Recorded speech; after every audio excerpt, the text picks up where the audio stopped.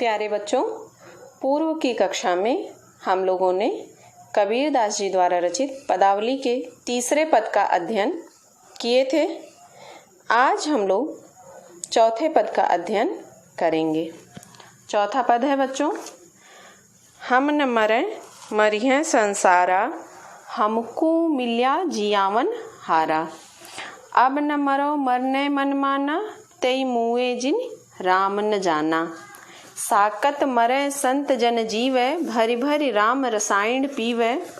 हरि मरी हैं तो हमहु मरी हैं, हरि न मरे हम काहे को मरी हैं। कहे कबीर मन मन ही मिलावा, अमर भय सुख सागर पावा। इसका प्रसंग है बच्चों, प्रस्तुत पद में संत कबीरदास जी अनंत जीवन प्रदायी भगवान श्री राम के साथ अपने अद्वैत स्थिति का वर्णन करते हुए कहते हैं कि, व्याख्या देखेंगे, हम न मरे मरी हैं संसारा। अब मैं नहीं मरूंगा बल्कि यह संसार ही मरता रहेगा। क्यों? इस प्रश्न का उत्तर देते हुए संत कबीरदास जी स्वयं कहते हैं, हमको मिल्या जियावन हारा, क्योंकि हमको संपूर्ण सृष्टि को जीवन देने वाले भगवान प्राप्त हो गए हैं। अब न मरो मरने मन माना, तेई मुए जिन राम न जाना। कहते हैं कि अब तो मैं कभी नहीं मरूंगा, इस बात को मेरे मन ने भी मान लिया है। कहने का तात्पर्य है कि अब यह मात्र सैद्धांतिक ज्ञान न होकर आत्मानुभूति का विषय बन गया है। अब तो वही मरेंगे जिन राम न जाना, जिन्होंने राम को नहीं जाना है, अर्थात अपने आत्म स्वरूप का ज्ञान प्राप्त नहीं किया है। साकत मरे संत जन जीवे, भरी भरी राम रसायन पीवे। अर्थात भगवान राम को न जानने वाले, मात्र शक्ति या ताकत की उपासना करने वाले भौतिकतावादी लोग ही मरेंगे। भगवान को जानने वाले संत लोग तो राम की भक्ति रूपी रसायन का पान करते हुए सदैव जीवित रहेंगे। आगे कहते हैं, हरि मरी हैं तो हमहु मरी हैं, हरि न मरे हम काहे को मरी हैं।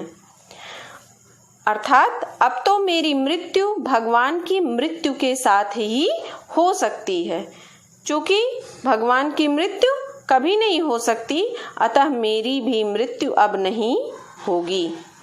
कहे कबीर मन मन ही मिलावा, अमर भय सुख सागर पावा। कबीरदास जी कहते हैं कि मैंने अपने मन को ईश्वर के मन से पूरी तरह से मिला दिया है, अतः अब मैं अमर होकर परमात्मा रूपी सुख सागर को प्राप्त कर लिया हूँ। कहे कबीर मन मन ही मिलावा, मैंने अपने मन को किससे मिला दिया? मन मन ही मिलावा, ईश्वर के मन से मिला दिया है। इसलिए अमर भय सुख सागर पावा, इसलिए मैं अमर होकर परमात्मा रूपी सुख सागर को प्राप्त कर लिया हूँ। अब बच्चों, इसका आप काव्यगत सौंदर्य जान लीजिए। काव्यगत सौंदर्य के अंतर्गत पहला पॉइंट है, आत्मा और परमात्मा के अभेद भाव का वर्णन किया गया है। दूसरा रस, अब इसमें यदि भक्ति रस का अस्तित्व स्वीकार किया जाए तो यहाँ पर भक्ति रस उपस्थित है, अन्यथा की स्थिति में शांत रस की सत्ता स्वतः सिद्ध है। भाषा सदुक्कड़ी है, छंद गेय पद है, अलंकार इसमें अनुप्रास, रूपक और पुनरुक्ति प्रकाश अलंकार का प्रयोग किया गया है। गुण यहाँ पर प्रसाद एवं माधुर्य गुण है, शब्द शक्ति लक्षणा। भाव साम्य जान लीजिए बच्चों इसका।